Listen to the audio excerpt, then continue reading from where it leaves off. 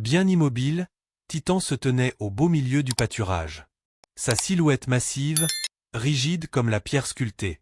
Pendant 3 heures, l'immense cheval n'avait pas bougé d'un muscle, n'avait pas baissé la tête pour brouter, n'avait même pas remué la queue pour chasser les mouches. Ses yeux sombres restaient fixés sur le même point où la prairie rejoignait la lisière de la forêt. Antoine Dubois n'avait jamais vu son cheval se comporter ainsi. Pas depuis les 8 années qu'il avait trouvé Titan, un poulain sauvage, plus grand que ce qu'un cheval n'était censé être. L'instinct de l'animal avait toujours été vif. Mais là, c'était différent. Cela ressemblait à de la peur. Ce qui empirait la situation, c'était le silence. Pas un oiseau ne chantait sur la ligne des arbres. Pas un bruissement de petites créatures dans les sous-bois. Même le vent semblait éviter ce tronçon particulier de forêt, comme si la nature elle-même retenait son souffle.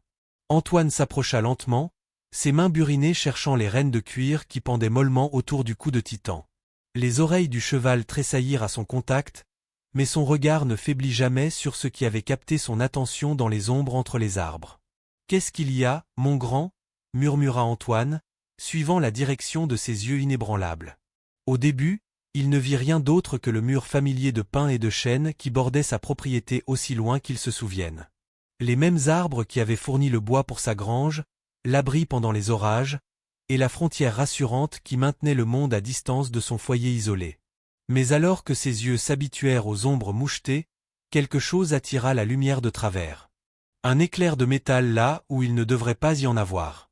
Une ligne droite coupant les courbes naturelles de l'écorce et des branches. Et cette fumée fine comme un fil s'élevant de quelque part au plus profond des bois? Le sang d'Antoine se glaça à la réalisation qui le frappa. Quelqu'un observait. Quelqu'un observait depuis très longtemps. Et d'une manière ou d'une autre, Titan l'avait su depuis le début. Les mains d'Antoine tremblèrent alors qu'il agrippait la crinière de Titan. Le poil rêche, humide de la sueur du cheval malgré l'air frais du matin. Les muscles de l'animal frémirent sous sa touche, chaque fibre tendue d'une vigilance qui annonçait le danger. Un vrai danger. Il plissa les yeux plus fort vers la ligne des arbres, essayant de donner un sens à ce qu'il avait entrevu. L'éclair de métal avait disparu, mais le fin filet de fumée continuait de s'élever de quelque part au plus profond de la forêt. Pas la fumée grise et épaisse d'un feu de camp, mais quelque chose de plus fin, de plus délibéré, comme si quelqu'un essayait très fort de ne pas être remarqué. Doucement, Titan, murmura-t-il, bien que sa propre voix trahît son inquiétude grandissante. On va régler ça. Les oreilles du cheval pivotèrent brièvement vers lui avant de reprendre leur position fixe. Durant toutes ces années de travail avec les animaux, Antoine avait appris à faire confiance à leur instinct plus qu'au sien. Les chevaux pouvaient sentir les tempêtes des heures avant l'apparition des premiers nuages. Ils pouvaient sentir la terre trembler sous les sabots de cavaliers approchant alors que les oreilles humaines n'entendaient que le silence. Si Titan avait si peur, il y avait de quoi craindre. Antoine commença à marcher lentement vers la lisière de la forêt, les rênes tendues dans sa main. À chaque pas, le silence devenait plus oppressant. L'absence de chants d'oiseaux n'était pas naturelle. Même en hiver, les bois conservaient un certain bruit, le bruissement des petits animaux, le craquement des branches, le murmure du vent dans les feuilles. C'était le silence d'une forêt retenant son souffle. En s'approchant, Antoine remarqua d'autres détails qui lui donnèrent la chair de poule. L'herbe près de la ligne des arbres était piétinée selon des motifs étranges. Pas l'écrasement aléatoire de cerfs ou d'animaux sauvages, mais des chemins délibérés tracés par des bottes humaines. Les marques étaient subtiles, partiellement envahies par la végétation, suggérant qu'elles avaient été faites de manière répétée sur des semaines, voire des mois.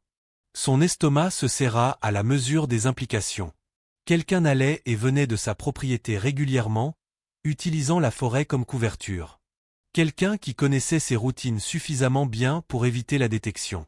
Quelqu'un qui avait été assez patient pour établir des habitudes, apprendre ses manières, l'étudier depuis les ombres. Titan soudainement se cabra, tendant les rênes dans la prise d'Antoine. Les yeux du cheval roulèrent, blancs de terreur, alors qu'il reculait de la lisière de la forêt, ses sabots massifs frappant le sol de battements rapides et paniqués. Ce qui l'avait effrayé s'aggravait, pas le contraire. C'est alors qu'Antoine vit. Gravé dans l'écorce du chêne le plus proche, presque caché par la texture naturelle du bois, il y avait des initiales. Des initiales fraîches, la sève coulant encore des coupures. En dessous, une simple flèche pointait plus profondément dans la forêt. Quelqu'un voulait qu'il suive.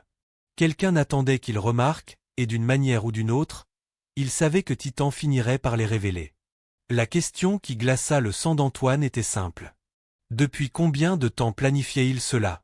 Contre chaque instinct qui hurlait dans son esprit, Antoine attacha les rênes de Titan à un poteau de clôture solide et s'approcha seul de l'arbre marqué.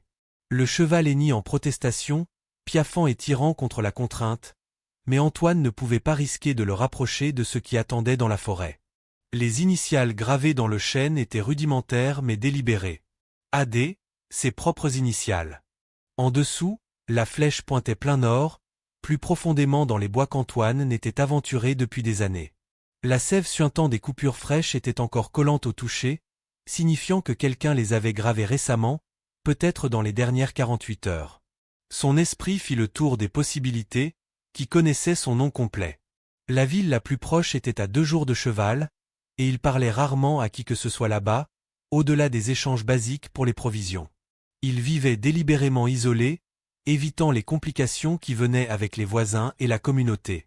Pourtant, quelqu'un avait non seulement découvert son identité, mais l'avait observé assez longtemps pour établir des habitudes et planifier quoi que ce soit. Antoine suivit la direction de la flèche du regard, essayant de percer le sous-bois dense. Le sol de la forêt était tapissé de décennies de feuilles mortes, rendant impossible de repérer des empreintes de pas à cette distance. Mais en étudiant les ombres entre les arbres, il commença à remarquer d'autres signes de présence humaine. Une branche cassée à un angle non naturel. Une pierre placée trop précisément sur une autre. De petits repères de sentiers qui seraient invisibles à un regard distrait, mais assez clairs pour guider quelqu'un qui savait quoi chercher. La fumée qu'il avait repérée plus tôt s'était dissipée, mais une faible odeur persistait dans l'air. Pas de la fumée de bois, mais autre chose. Quelque chose qui lui rappelait l'odeur de goudron et de soufre qui flottait parfois des opérations minières à 2 vallées de là. Industrial, intentional. Derrière lui, l'agitation de Titan s'aggravait. L'immense cheval tirait maintenant si fort sur ses liens que le poteau de clôture grinçait sous la tension. Antoine se tourna pour le calmer et se figea. Sous cet nouvel angle, il pouvait voir ce que Titan regardait depuis tout ce temps. Là, niché dans les branches d'un pin à environ 50 mètres dans la forêt, il y avait une plateforme soigneusement construite et camouflée avec des branches et des feuilles. Elle serait invisible depuis le sol à moins de savoir exactement où regarder. Un point de vue parfait pour observer sa maison, ses routines quotidiennes, chacun de ses mouvements. La plateforme n'était pas vide. La lumière du soleil brillait sur ce qui ressemblait à la lentille d'un télescope ou d'une longue vue, toujours braquée sur sa propriété, et accrochée à un coin de la structure, il y avait une corde dont l'extrémité disparaissait dans la forêt en contrebas. Quelqu'un avait vécu là-haut, observant, attendant. Et s'ils avaient fait tant d'efforts pour l'étudier, ils ne prévoyaient rien de bon. La corde se balançait encore doucement dans la brise, comme si quelqu'un venait de descendre.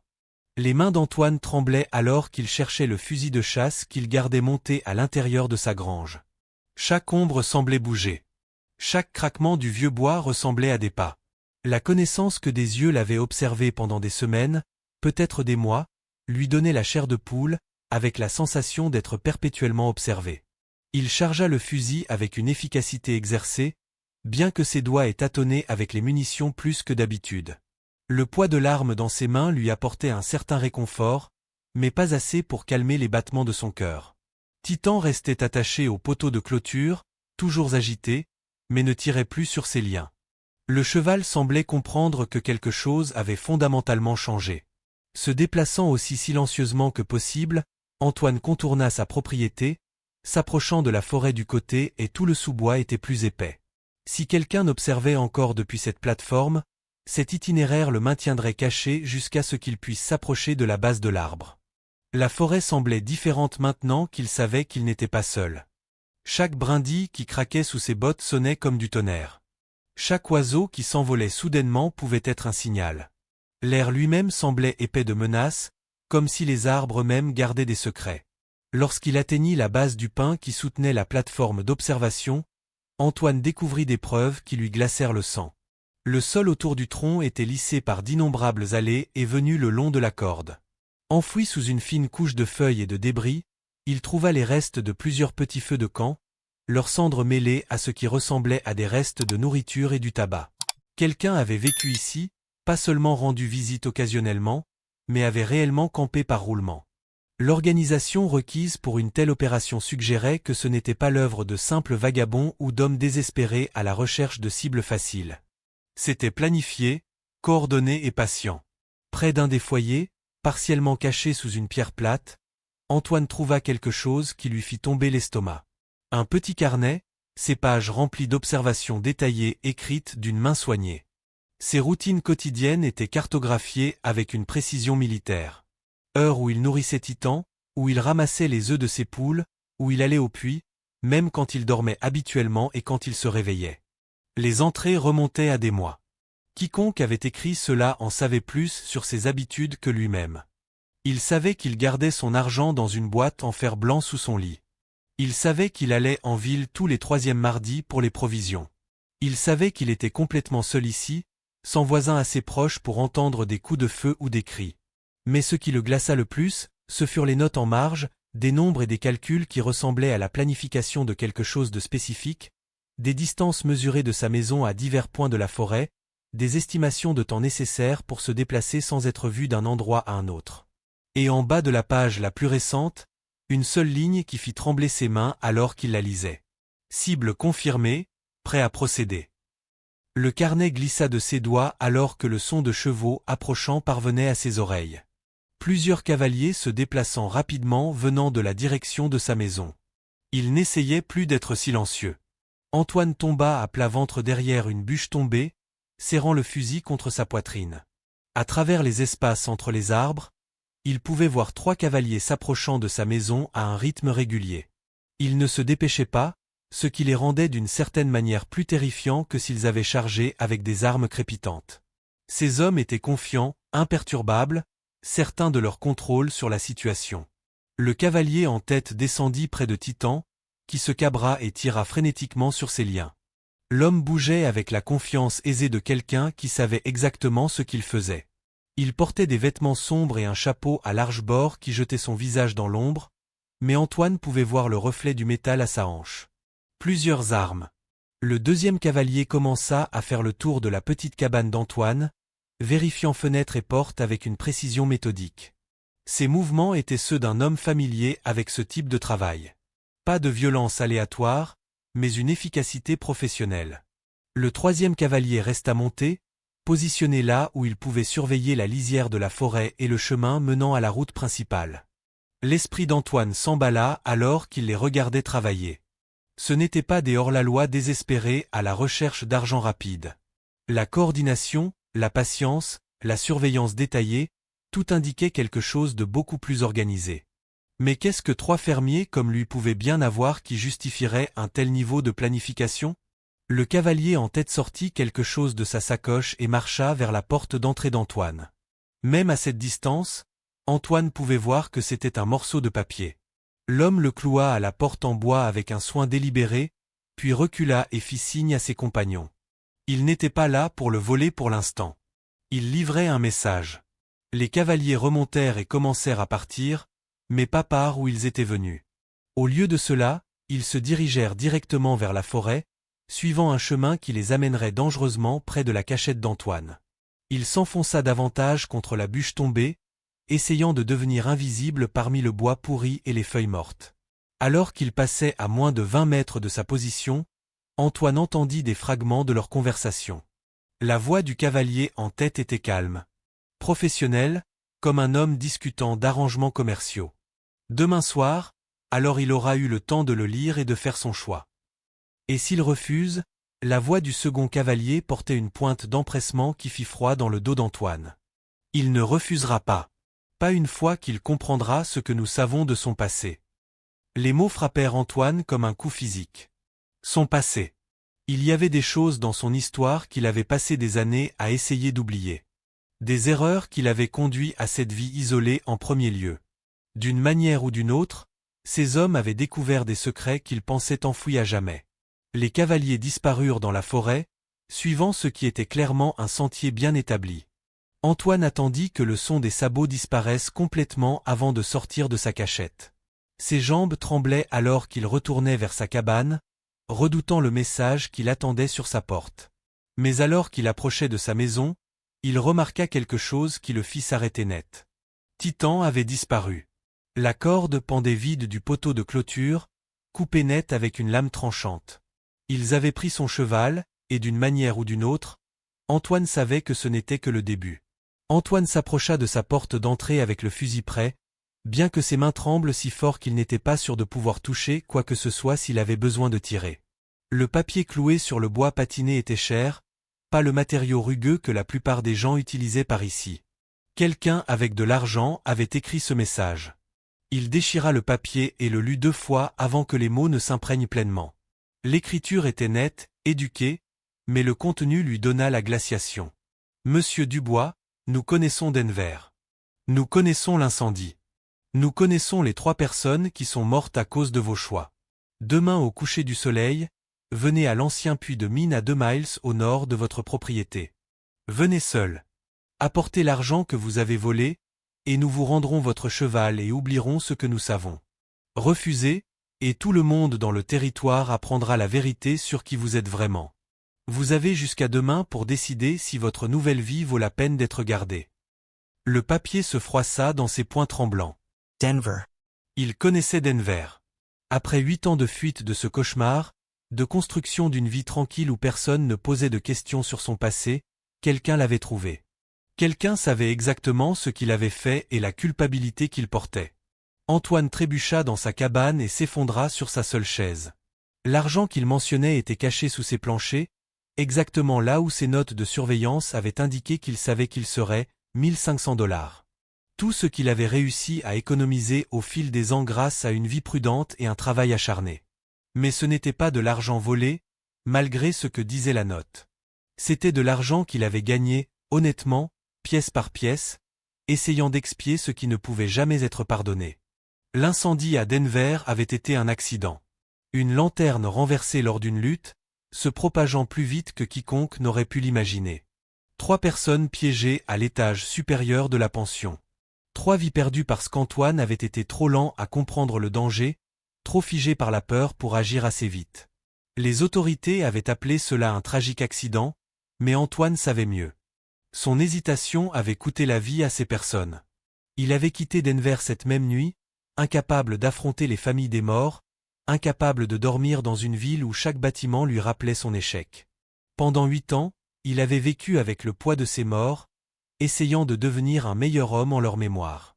Maintenant, quelqu'un allait utiliser cette tragédie contre lui. Mais qui? Et comment l'avait-il traqué à travers 3 territoires jusqu'à ce foyer isolé? Dehors, le soleil commençait à se coucher. Peignant le ciel de la couleur du sang, Antoine avait moins de 24 heures pour décider s'il allait céder à leurs exigences ou risquer que son passé honteux soit exposé à tout le monde dans le territoire. Chaque choix ressemblait à une reddition. Mais alors qu'il était assis dans l'obscurité croissante de sa cabane, une chose devint claire. Ces hommes avaient commis une erreur critique en prenant Titan. Ce cheval était la seule chose vivante à laquelle Antoine s'était autorisé à tenir depuis Denver, et il ferait tout ce qu'il faudrait pour le récupérer. Antoine passa la nuit à arpenter sa petite cabane, le fusil ne quittant jamais ses mains. Le sommeil était impossible avec le poids de la décision qui pesait sur lui. Chaque craquement du vent à travers les murs ressemblait à des pas approchants. Chaque ombre semblait cacher des yeux qui regardaient. À l'aube, il fit son choix. Il ne donnerait pas son argent à ces hommes, et il ne les laisserait pas détruire la vie tranquille qu'il avait bâtie au fil des années de travail honnête.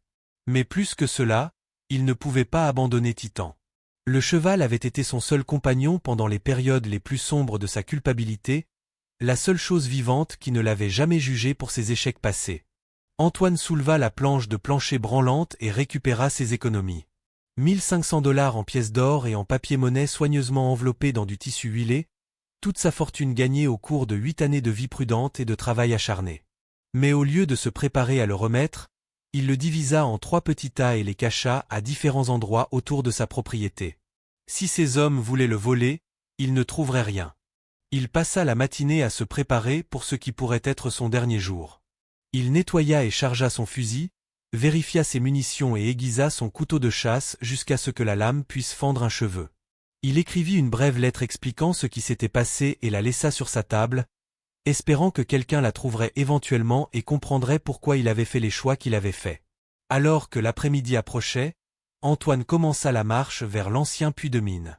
Il connaissait bien l'endroit, une mine de cuivre abandonnée qui s'était épuisée des années avant son arrivée dans le territoire. L'entrée était partiellement effondrée, créant un labyrinthe de tunnels et de chambres qui fournirait beaucoup de couverture pour une embuscade.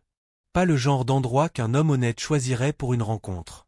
La marche de 2 miles lui donna le temps de réfléchir, et plus il considérait la situation, plus des questions surgissaient. Comment ces hommes avaient-ils appris Denver? L'incendie s'était-il produit il y a 8 ans dans un autre territoire sous un autre nom? Il avait veillé à ne laisser aucune trace, à ne créer aucun lien entre sa vie d'avant et sa nouvelle. Plus troublant était leur demande d'argent soi-disant volé. Les autorités de Denver avaient enquêté sur l'incendie de manière approfondie. S'il y avait eu des preuves de vol, ils l'auraient poursuivi. Ces hommes étaient soit gravement trompés sur les faits, soit ils mentaient entièrement sur leur motivation.